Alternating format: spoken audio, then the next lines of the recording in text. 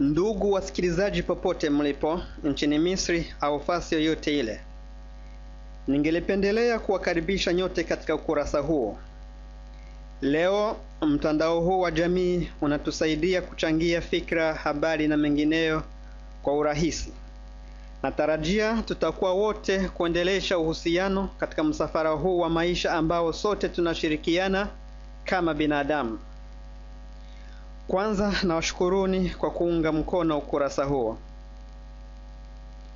Ni vigumu mtu kusema lini au wapi uhusiano na urafiki unaweza kudumu au kuwa na nguvu. Lakini nitaweza kuambieni kuwa ni katika nafasi hii tunakusanyika kuchangia fikra katika hali ya kuanza au kuendeleza msafara wetu kuelekea malengo yetu muhimu katika dunia hii. Kwa pamoja tunaweza kufikia mengi. Kwenye umoja kuna kila kitu.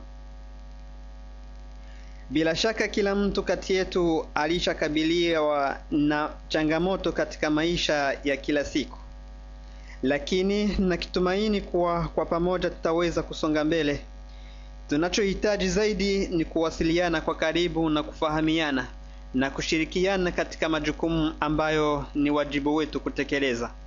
Umoja ni nguvu, kwa pamoja tutasimama, na tukifarikiana basi tutaanguka. Muhimu sana kwa mara ya kwanza ni kudumisha hisia nzuri. Najua kama ni changamoto kubwa, lakini natarajia kwamba tutajifunza namna ya kukabiliana na viziwizi na mwishowe tutafanikiwa. Jambo la muhimu ni juu yetu sote kuthamini na kufaidika katika muda ambao tuko pamoja. Hebu tushikamane na mikono yote miwili katika hali ya kutengeneza na kujenga imara kumbukumbu nzuri katika miaka ijayo.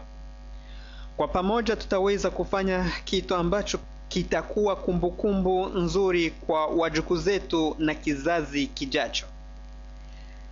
Nawatakieni kila la kheri. Asante sana kwa kusikiliza. Hadi mara ijayo, Mungu akipenda.